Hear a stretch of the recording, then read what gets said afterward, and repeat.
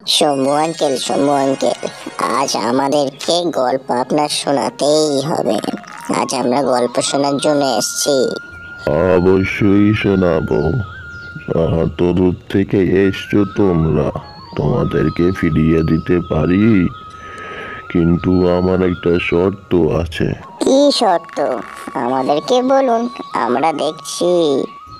আচ্ছা, শর্ত তো বলছি, তার আগে বলো কি গল্প শুনবে। আমরা ভূতের গল্প শুনবো শম্ভু আঙ্কেল। ভালো, বেশ তাই শোনাবো। শর্তটা হলো, আমাদের ভিডিও অনেকে দেখে কিন্তু কেউ সাবস্ক্রাইব করে না। আমাদের শম্ভু আঙ্কেল খুব ভালো গল্প শোনায়। অবশ্যই চ্যানেলটি সাবস্ক্রাইব করে রাখবেন আরো নিত্য নতুন গল্পের জন্য। কি শম্ভু আঙ্কেল, এইবার খুশি তো? হ্যাঁ, আমি খুব খুশি হয়েছি। তাহলে শোনো, একটি গ্রামে রাজেশ, রাজু এবং রামু নামে তিনজন বন্ধু ছিল। এই যে সাদা জামা পরে একজন কথা বলছে, এনার নাম হচ্ছে রামু। খুব সাহসী রামু। আর ইনি রাজেশ। এনার কাজ খালি ইয়ার্কি করা, ইয়ার্কি পাকামোই এনার কাজ। আর ইনি হচ্ছেন রাজু। এত ভীতু, আপনাদের কি আর বলবো। তিনজনে মিলে প্ল্যান করলো, কাল জঙ্গলে ওরা পার্টি করতে যাবে। পরের দিন তিন বন্ধু গাড়ি নিয়ে জঙ্গলের দিকে রওনা দিল। তারপর ওরা জঙ্গলের রাস্তায় ঢুকে পড়ে এবং গন্তব্যস্থলে পৌঁছে যায়। রামু বলল, ওই দেখ, ওখানে একটা বাড়ি দেখা যাচ্ছে। ওখানে গিয়ে জিজ্ঞাসা করি আমাদের থাকার জায়গা দেবে কিনা। বাড়িতে কেউ আছেন? বাড়িতে কেউ আছেন? আমরা একটু বিপদে পড়েছি। আরে কে ডাকছে এতবার? কে কে? তোমরা কারা? এখানে কি চাই? আমরা এখানে ঘুরতে এসেছিলাম, তা আমাদের ক্যাম্পটা আনতে ভুলে গেছি। আমাদের কোনো থাকার জায়গা হবে এখানে? তান্ত্রিক কিছুক্ষণ ভেবে বলল, হ্যাঁ হ্যাঁ, অবশ্যই হবে। আসো, ভিতরে আসো। এই তো পুরো মহল, এখানেই কি আপনি থাকেন? হ্যাঁ, এখানেই আমি থাকি। আচ্ছা, আমি আর যাচ্ছি না, তোমাদের বেডরুমটা উপরে আছে, সিঁড়ি দিয়ে গিয়ে উপরে চলে যাও। তক্ষুনি রামু গুটি গুটি পায়ে এগিয়ে এসে তান্ত্রিককে বলল, আপনার অসংখ্য ধন্যবাদ। আপনি আমাদের কি উপকার করলেন, আমরা যে কি বলে আপনাকে প্রশংসা জানাবো। আহা বাবা, এইসব আবার কিসের জন্য? তোমরা অনেক দূর থেকে এসছো, যাও ফ্রেশ হয়ে নাও। সবাই এক এক করে ফ্রেশ হয়ে আসলো।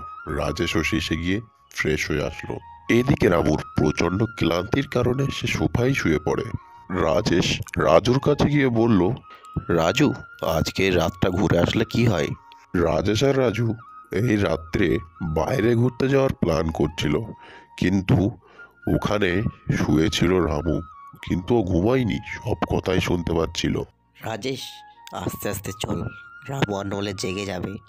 আমরা তো ওকে না বলেই যাচ্ছি না, একদম রাজু বলল, রাজেশ, আমাদের মনে হয় বের হওয়াটা ঠিক হয়নি।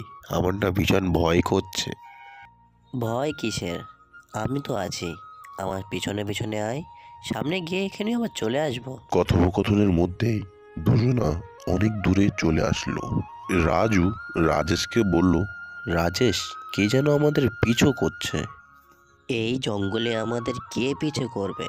তুই একটু বেশি ভাবিস, বুঝলি? না রাজেশ, আমি সত্যি বলছি, আমাদের পিছু করছে কেউ। রাজেশ, ওই দেখ, কে যেন উঠতে উঠতে আমাদের দিকে এগিয়ে আসছে। রাজেশ পিছনে তাকিয়ে থমকে দাঁড়িয়ে পড়ল। তুই তো ঠিকই বলেছিস, কেউ যেন আমাদের দিকে এগিয়ে আসছে। হঠাৎ কে যেন উড়তে উড়তে রাজেশ আর রাজুর কাছে এসে দাঁড়ালো। এই, তোরা কারা? আগে তো কখনো দেখিনি এখানে। যাক, অনেক দিন থেকে খিদে পাচ্ছিল। আজকে তোদের ঘাড় মোটকে রক্ত চুষে খাবো। না, আমাদের ছেড়ে দাও, আমরা এখানে আর কখনো আসবো না। শাকচুন্নি রাজেশ আর রাজুর কথা না শুনে ওদের দিকে এগোতে শুরু করে দিল। রাজু, রাজেশ। এদিকে রামু, রাজু আর রাজেশকে খুঁজতে খুঁজতে ঠিক ওদের কাছে এসে দাঁড়ালো। রামু, তুই এসছিস ভাই? এখন কথা বলার সময় নেই, তাড়াতাড়ি পালা এখান থেকে।